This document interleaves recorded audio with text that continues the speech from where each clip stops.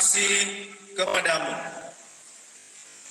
Di atas berkat yang Engkau berikan, di atas waktu dan kesempatan yang Engkau berikan kepada kami. Ya Tuhan Yesus, sempena kebaktian kebangunan rohani Gereja Wangkot pada tahun ini, maka pada malam ini kami menjalankan kebaktian penginjilan sesuai dengan amanat-Mu, di mana di dalam Alkitab ada menuliskan, pergilah ke seluruh dunia, beritakanlah Injil kepada setiap makhluk. Siapa yang percaya dan dibaptis akan diselamatkan, tetapi siapa yang tidak percaya akan dihukum. Ya Tuhan, meskipun pandemik menjadi penghalang untuk kami berkumpul dan mengadakan kebaktian secara fisikal ataupun secara tatap muka, namun kami bersyukur karena kami masih boleh melakukan kebaktian secara dalam talian. Walaupun kebaktian kami hanya dijalankan di dalam talian, tetapi kami percaya Roh Kudus Tuhan senantiasa bekerja, sebab Engkau adalah Allah kuasa. Engkau beri segala sesuatu. Engkau ada di tempat ini, ada di sana, bahkan di mana-mana Roh-Mu ada di situ. Kiranya Tuhan memimpin dan menyertai kebaktian ini. Ya Tuhan, biarlah kebaktian penginjilan pada malam ini berjalan dengan lancar sesuai dengan kehendak-Mu.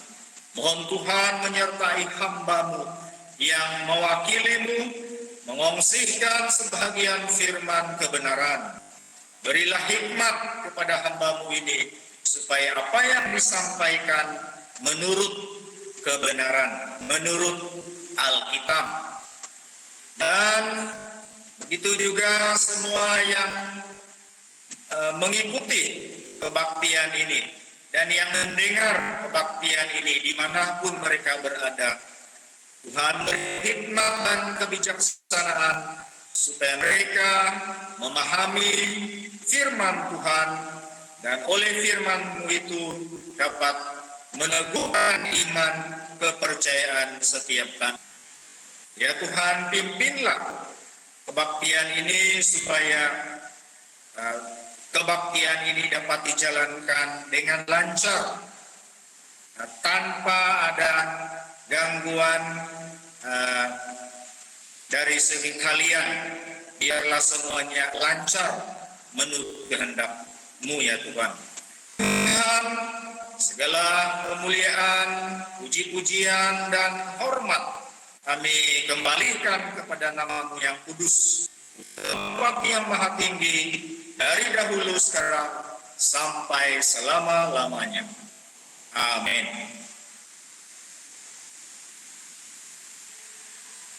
Sekali lagi saya mengucapkan salam damai sejahtera kepada para penjabat kudus, saudara-saudari seiman, kawan-kawan yang turut mengikuti kebaktian ini.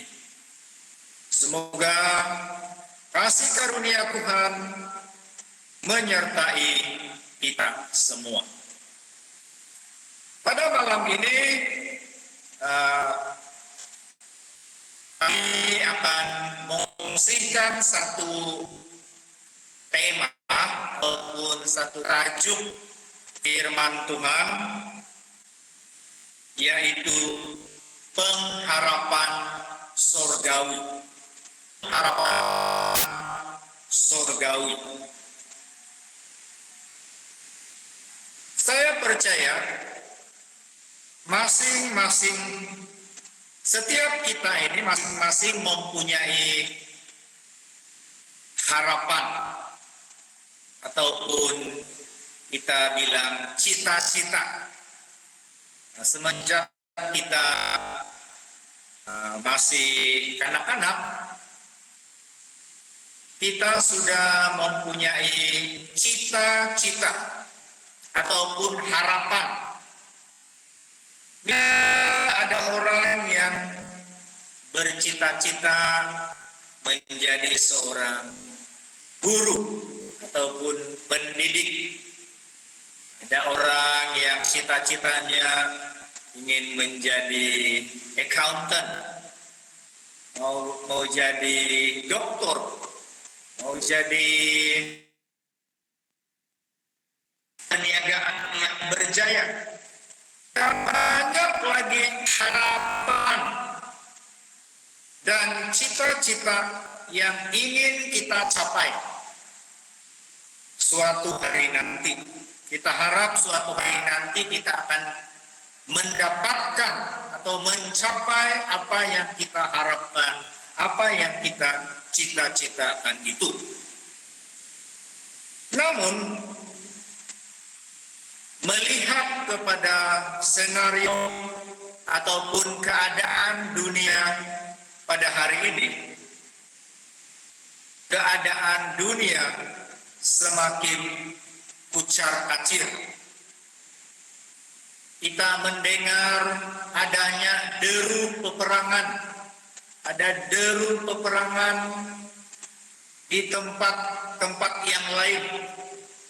Ada bencana alam di pelbagai tempat.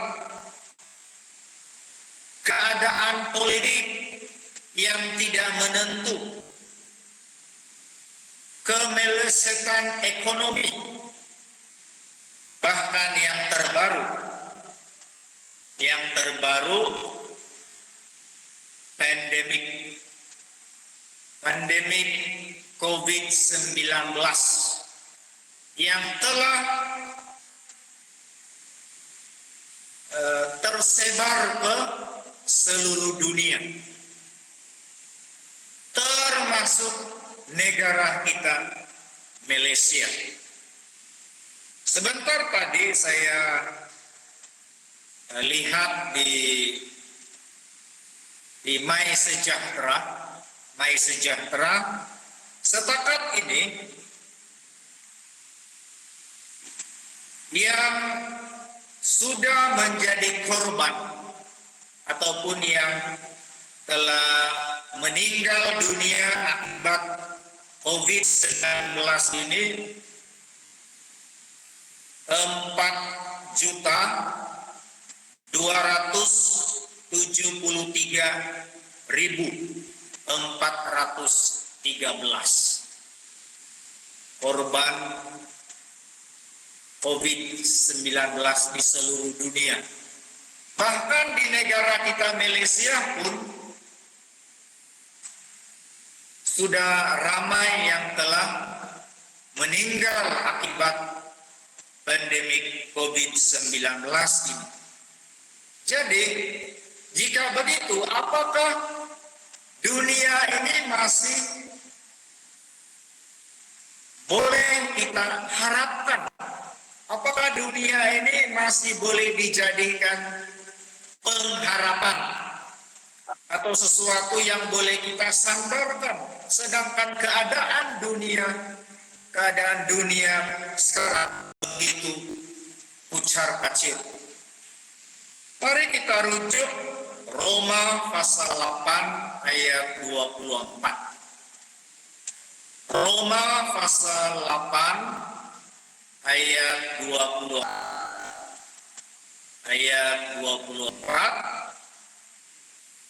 Sebab kita diselamatkan dalam pengharapan. Tetapi pengharapan yang dilihat bukan pengharapan lagi.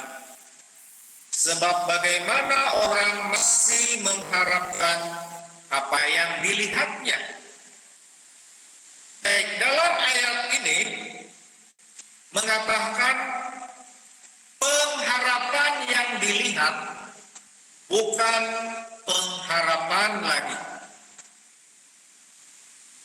Dunia, maksudnya dunia ini sudah kita lihat. Sudah kita lihat, bahkan kita diam, kita tinggal di dunia ini. Apa yang sudah dilihat bukan pengharapan lagi. Maksudnya dunia ini tidak lagi boleh dijadikan harapan kita. Sebab dunia ini sudah kita lihat. Sedangkan apa yang belum kelihatan, yang belum kita nampak, itulah pengharapan yang sebenarnya. Lalu kita menantikannya, kita mengharapkannya dengan penuh ketekunan kita. Pada malam ini kita akan belajar dua perkara. Nah, kita akan belajar dua perkara. Perkara yang pertama, apakah pengharapan sebenarnya? Apakah pengharapan yang sebenarnya? Dan perkara yang kedua yang kita akan belajar ialah bagaimana mendapatkan pengharapan yang sebenarnya. Bagaimana mendapatkan pengharapan sebenarnya. Kita belajar yang pertama, apakah pengharapan yang sebenarnya? Yang pertama, Tuhan Yesus. Tuhan Yesus merupakan pengharapan kita yang mari kita lihat di dalam Injil Matius pasal 11 ayat 28. Matius pasal 11 ayat 28. Ayat 28. Marilah kepadaku semua yang letih lesu dan berbeban berat. Aku akan memberi kelegaan kepadamu. Sejak pandemi COVID-19 melanda seluruh dunia, manusia hidup di dalam kekhawatiran, hidup dalam ketakutan. Sedangkan kita keluar rumah, pergi ke kedai untuk membeli keperluan keperluan asas kita pun kita rasa khawatir sudah, kita rasa takut sudah. Menunjukkan manusia pada zaman sekarang kehilangan damai sejahtera. Tidak ada lagi damai sejahtera yang sesungguhnya yang kita dapatkan di dalam dunia. Tetapi Yesus memberi suatu harapan kepada kita, yaitu katanya, marilah kepadaku semua yang letih lesu dan berbeban berat, aku akan memberi kelegaan kepadamu. Maksudnya, walaupun kita menghadapi banyak permasalahan di dalam hidup, misalnya berhadapan dengan pandemi COVID-19. Ya, walaupun kita tetapi kita tidak dapat mengelak daripada permasalahan ini. Itulah sebabnya tidak sedikit seiman ataupun kawan-kawan kita yang telah dijangkiti oleh penyakit ini.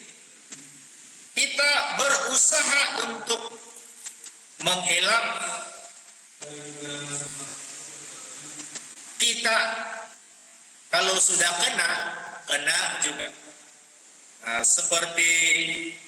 Sama seperti apa yang dikatakan oleh Ayub di dalam Alkitab. Mari kita lihat pasal 3 ayat 25. Ayub pasal 3 ayat 25. Ayat 25, karena yang kutakutkan itulah yang menimpa aku, dan yang kucemaskan itulah yang mendatangi aku. Jadi di sini Ayub, apa yang Ayub takut itu yang menimpa dia. Apa yang dia cemas itu yang mendatangi dia. Artinya malam tidak berbau. Walaupun kita waspada, kita hati-hati sudah, tapi kalau kena juga. Tetapi Yesus memberi suatu harapan kepada kita. Katanya, marilah kepadaku semua yang letih lesu dan berbeban berat.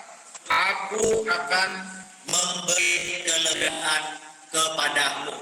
Maksud di dalam Tuhan Yesus ada kelegaan, ada damai sejahtera. Walaupun kita mengalami banyak permasalahan di dalam dunia, tetapi Tuhan menyertai kita. Tuhan memberi kekuatan, Tuhan memberi penghiburan kita, sehingga kita dapat menanggung setiap permasalahan yang kita alami. Kita lihat Filipi pasal 4 ayat 13. Filipi pasal 4 ayat 13. Segala perkara dapat di dalam Dia yang memberi kekuatan kepadaku. Di sini Paulus dia mengatakan segala perkara dapat kutanggung di dalam Dia yang memberi kekuatan kepadaku. Kita tahu Paulus dia seorang rasul yang banyak berjerih lelah di dalam tugas pelayanannya. Kita lihat di dalam kitab ataupun dalam surat-suratnya, dia mengalami banyak sekali rintangan. Tetapi dia tidak berputus asa. Dia tidak berhenti di tengah jalan. Sebaliknya dia meneruskan usahanya memberitakan Injil. Mengapa? Sebab Tuhan Yesus memberi kekuatan kepadanya. Tuhan Yesus memberi penghiburan. Tuhan Yesus memberi kelegaan kepadanya, sehingga dia dapat menanggung setiap permasalahan. Baik, mari kita lihat 1 Korintus pasal 10 ayat 13. 1 Korintus pasal 10 ayat 13. Ayat 13. Pencobaan-pencobaan yang kamu alami, ya pencobaan-pencobaan biasa yang tidak melebihi kekuatan manusia. Sebab Allah setia, dan karena itu Dia tidak akan membiarkan kamu melampaui kekuatanmu. pada waktu kamu dicobai, Ia akan memberikan kepadamu jalan keluar, sehingga kamu dapat menanggungnya. Sejak kebelakangan ini, case bunuh diri di negara kita Malaysia semakin meningkat. Banyak orang yang membunuh diri. Mengapa mereka sanggup membunuh diri? Sebab mereka anggap atau mereka berasa masalah yang mereka alami itu sangat berat dan mereka tidak mampu untuk menanggungnya. Bagi mereka yang tidak memiliki Yesus Kristus sebagai juru selamatnya, tidak ada pengharapan. Apabila mereka mengalami masalah yang berat, seperkara yang ada di benak pikiran mereka adalah membunuh diri. Mereka anggap dengan berbuat demikian, maka permasalahan mereka selesai. Tetapi cara demikian adalah tidak betul. Sekiranya kita ada Tuhan Yesus, kita mempunyai Tuhan Yesus di dalam diri kita, setiap kali kita mengalami permasalahan, kita tidak takut. Sebab Tuhan Yesus akan menyertai hidup kita, memimpin kita, dan membuka jalan sehingga kita dapat keluar daripada masalah itu. Seperti dalam ayat tadi, pada waktu kamu dicobai, Ia akan memberikan kepadamu jalan keluar sehingga kamu dapat menanggungnya. Artinya Yesus akan memberikan jalan kepada kita sehingga kita dapat keluar daripada permasalahan itu. Saya teringat ketika orang Israel, ya, di dalam Alkitab, ketika orang Israel dikejar orang Mesir, Firaun membawa tentaranya mengejar bangsa Israel itu, dan orang Israel terjepit. Di kiri dan kanan mereka adalah padang gurun. Di belakang ada orang Mesir yang ingin membunuh mereka. Di depan mereka pula adalah. Jadi keadaan begitu genting sekali. Dalam sudut pandang manusia, tidak ada lagi tempat mereka untuk melarikan diri. Tapi syukur kepada Tuhan, oleh kekuasaan Allah, Tuhan telah membuka jalan kepada mereka sehingga mereka dapat keluar daripada masalah itu, yaitu apabila Musa memukul, ya, dengan tongkatnya memukul tongkat itu ke air, maka air laut itu terbelah. Jadi orang Israel dapat berjalan di tanah yang kering sampai mereka menyeberangi laut itu. Jadi apabila orang Mesir mengejar dari belakang, kemudian Tuhan membuat air laut itu kembali kepada asalnya, maka mati binasalah orang-orang Mesir yang coba mengejar itu. Jadi ini adalah contoh. Sekiranya kita mempunyai atau memiliki Tuhan Yesus sebagai juru selamat kita, walaupun kita mengalami permasalahan-permasalahan di dalam kehidupan, bukan berarti kita, kalau kita percaya Tuhan Yesus, kalau kita ada Tuhan Yesus sebagai juru selamat, kita tidak akan mengalami masalah lagi.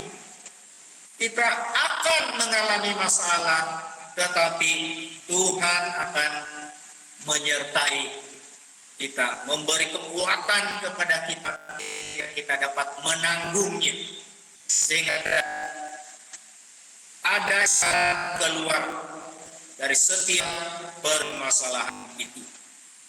Baik, inilah pertama yang dapat kita belajar.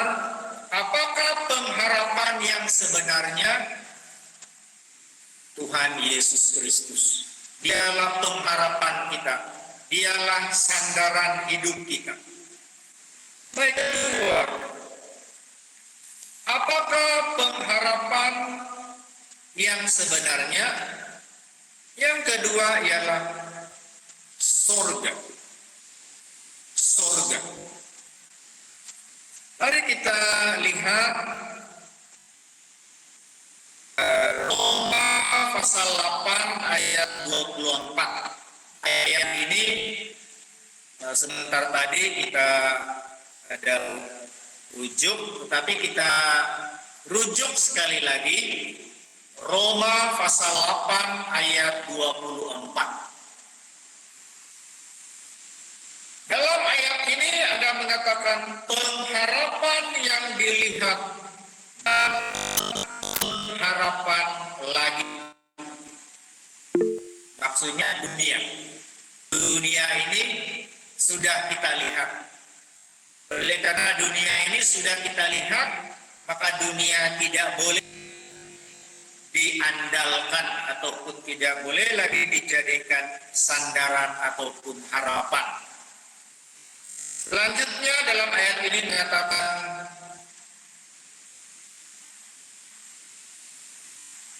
apa yang belum kelihatan. Ayat seterusnya mengatakan apa yang belum lagi kelihatan, itulah harapan yang sebenarnya. Kita menantikannya dengan tekun. Apakah perkara yang belum kelihatan? Yaitu surga. Kita belum pernah melihat surga itu. Kita cuma mendengar.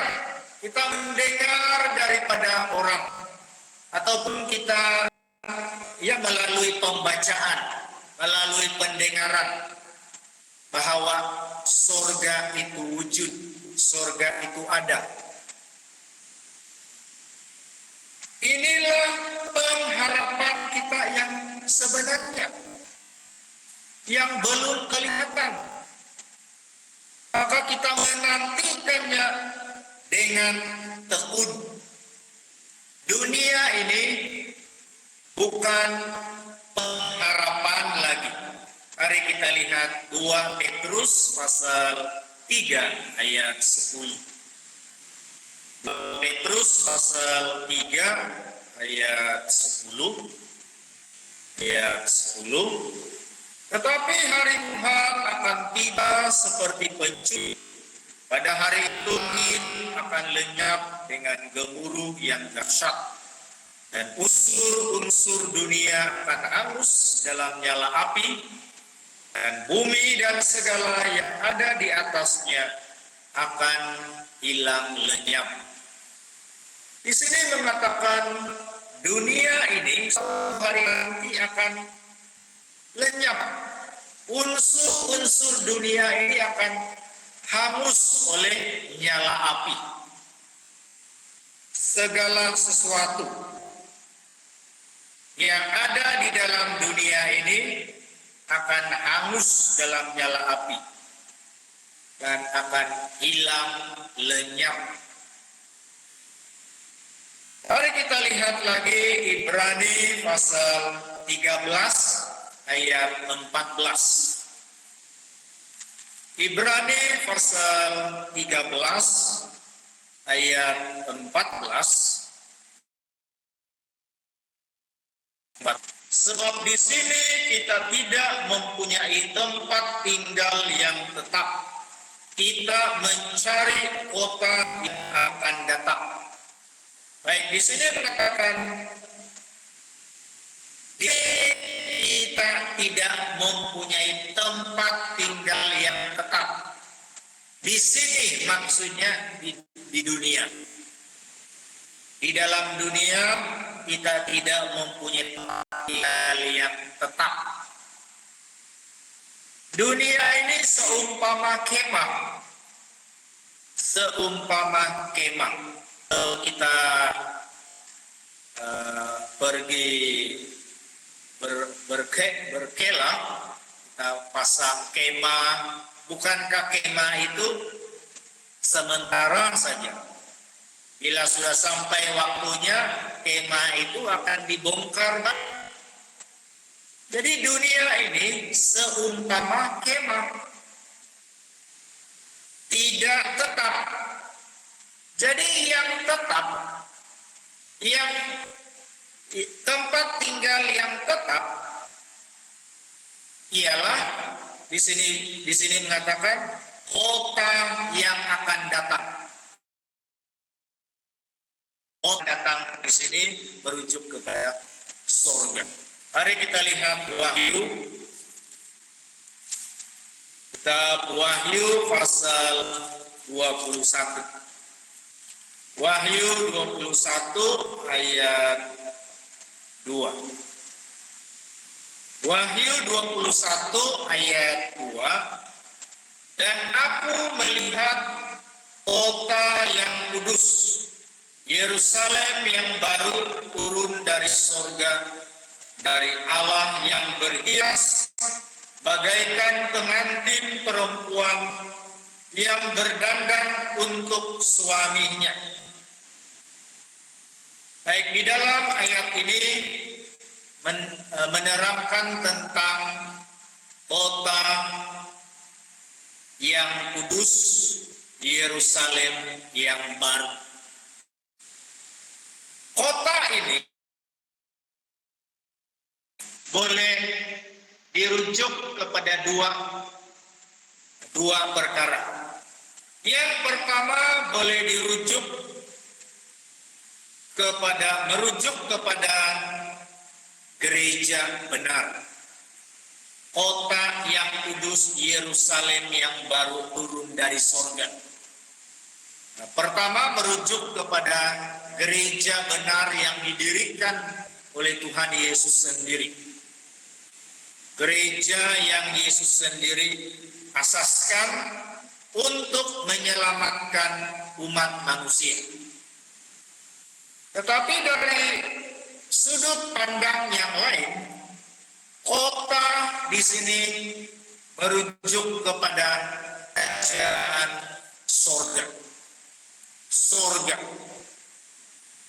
Inilah tempat yang kekal. Inilah tempat yang harus kita harapkan, yang kita nantikan. Baik, apakah surga itu? Bagaimanakah keadaan surga itu? Mari kita lihat 1 Petrus pasal 1 ayat 3 hingga 4. 1 Petrus pasal 1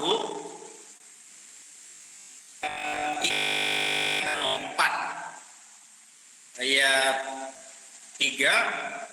Terpujilah Allah dan Bapa Tuhan kita Yesus Kristus, yang karena rahmat-Nya yang besar telah melahirkan kita kembali oleh kebangkitan Yesus Kristus dari antara orang mati kepada suatu hidup yang penuh pengharapan. Ayat 4, untuk menerima suatu bagian yang tidak dapat binasa, yang tidak dapat cemar, dan yang tidak dapat layu, yang tersimpan di surga bagi kamu.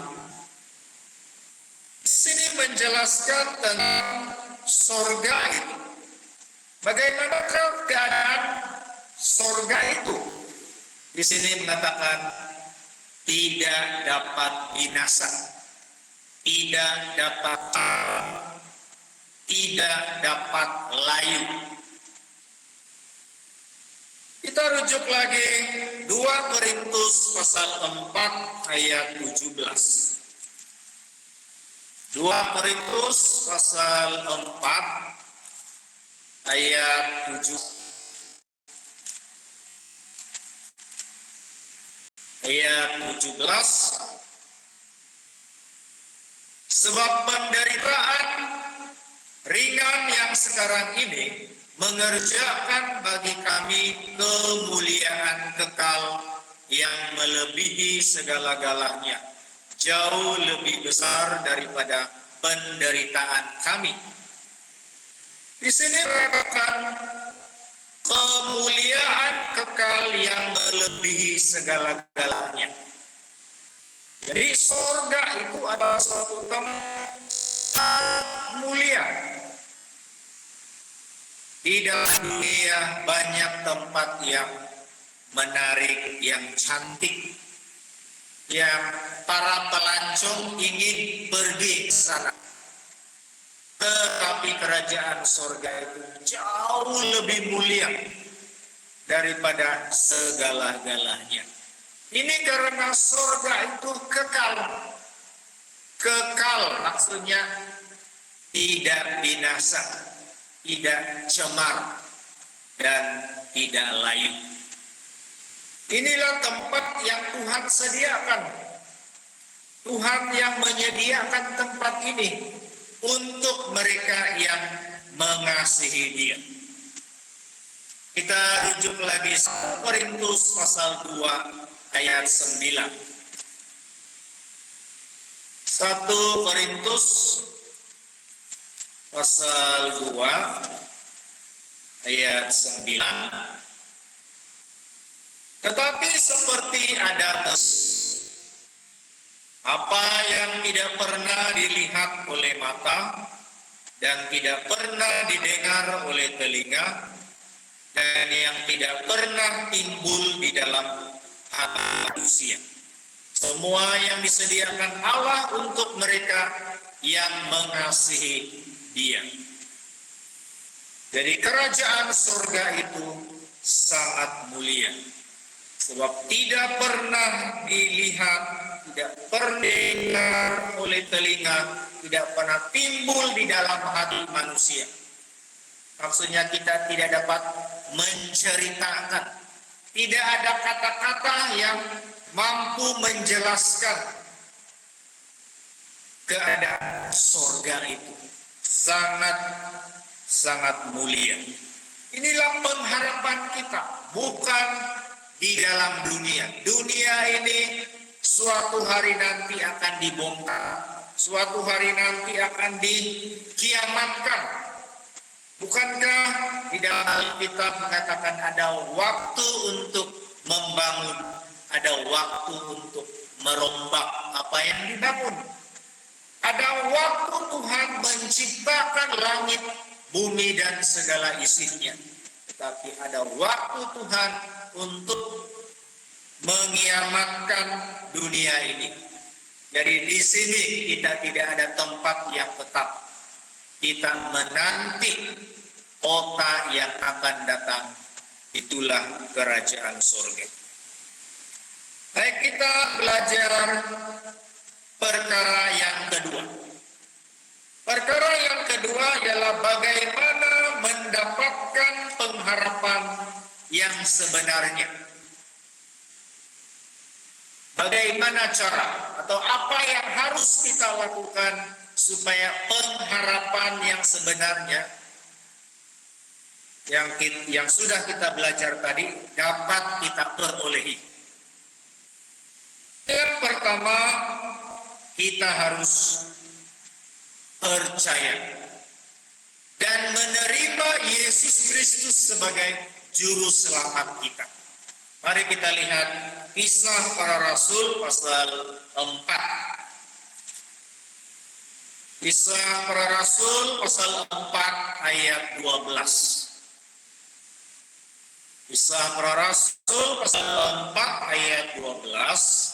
Dan keselamatan tidak ada di dalam siapapun juga selain di dalam Dia.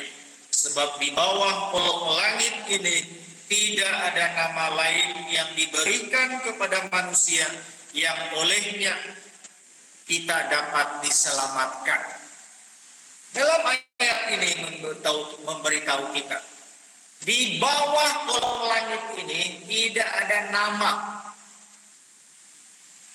Tidak ada nama yang olehnya kita dapat diselamatkan selain di dalam nama Yesus. Ayat 11 ya, ayat 11 di sini mengatakan Yesus itu yang dibuang oleh tukang-tukang bangunan, yaitu kamu sendiri, namun ia telah menjadi batu penjuru. Yesus, nama Yesus ini dialah merupakan juru selamat tunggal. Tunggal maksudnya satu-satunya. Tidak ada yang lain, tidak ada 2, 3 dan seterusnya. Hanya satu, tunggal. Hanya satu nama yang membolehkan kita dapat diselamatkan, yaitu Yesus. Oleh itu kita harus percaya kepada Yesus dan menerima Yesus sebagai juru selamat kita. Yang kedua, kita haruslah menerima sakramen yang ditetapkan oleh Tuhan di dalam Alkitab. Sakramen yang telah ditetapkan oleh Tuhan Yesus merupakan kunci kerajaan sorga. Kita tahu kunci itu memainkan peranan yang sangat penting. Ia dapat membuka pintu. Sakramen memainkan peranan sebagai kunci kerajaan sorga. Kalau kita tidak melalui sakramen, kita tidak akan memperoleh apa yang kita sudah belajar tadi. Apakah sakramen itu? Ada 3 sakramen yang harus kita terima supaya kita memperoleh pengharapan yang sebenar, yaitu yang sakramen pembaptisan. Sakramen pembaptisan bertujuan untuk pengampunan dosa. Alkitab mengatakan oleh dosa satu orang, maka semua orang telah berbuat dosa dan telah kehilangan kemuliaan Allah. Disebabkan pelanggaran nenek moyang kita, Adam, oleh karena pelanggaran Adam, maka ia menyebabkan dosa telah masuk ke dalam dunia. Dan dosa ini telah menjalar ke semua orang, termasuk diri kita. Semua orang telah kemuliaan Allah. Dosa menjadi penyebab kita kehilangan pengharapan itu. Bahkan oleh dosa, disebabkan dosa, kita akan dilemparkan ke dalam lautan api, yaitu neraka. Di situ kita akan menderita sengsara sampai selama-lamanya. Oleh itu, dosa harus disucikan, harus diampuni terlebih dahulu. Jadi dengan baptisan. Hanya melalui baptisan saja barulah dosa kita diampuni. Yang kedua ialah sakramen pembasuhan kaki. Menurut Yohanes pasal 13 ayat 8, Yohanes pasal 13 ayat 8, jikalau tidak dibasuh kaki, tidak mendapat bagian di dalam Tuhan Yesus. Tidak mendapat bagian. Kalau tidak dibasuh kaki, tidak mendapat bagian. Jadi bila Petrus mendengar perkataan Tuhan Yesus, kalau tidak dibasuh kaki, tidak mendapat bagian, dia sangat takut. Dan dia berkata, Tuhan, jangan hanya kakiku saja, tetapi juga tangan dan kepalaku. Dia takut sekiranya tidak mendapat bagian di dalam Tuhan. Yang ketiga, sakramen perjamuan kudus. Sakramen perjamuan kudus, salah satu tujuannya adalah supaya kita memperoleh hidup yang kekal.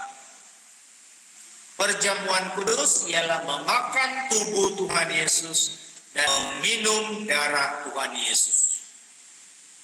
Salah satu khasiat daripada sakramen ini ialah kita akan memperoleh hidup yang kekal. Walaupun di dalam hidup ini suatu hari nanti kita akan meninggal dunia, tetapi kita akan dibangkitkan. Pada akhir zaman kita akan dibangkitkan dan memperoleh hidup yang kekal di surga. Baik, yang seterusnya, bagaimana mendapatkan pengharapan yang sebenarnya? Harus menerima Roh Kudus. Harus menerima Roh Kudus. Mari kita lihat Roma pasal 8 ayat 9. Roma pasal 8 ayat 9. Tetapi kamu tidak hidup dalam daging, melainkan dalam roh. Jika memang roh Allah diam di dalam kamu, tetapi jika orang tidak memiliki roh Kristus, ia bukan Kristus. Kita perhatikan kalimat yang kedua. Kalimat kedua dalam ayat ini, jika orang tidak memiliki roh Kristus, ia bukan milik Kristus. Maksudnya jika seseorang itu tidak memiliki Roh Kudus, tidak mendapat Roh Kudus, maka orang itu bukan milik Kristus, bukan milik Tuhan. Jadi milik siapa?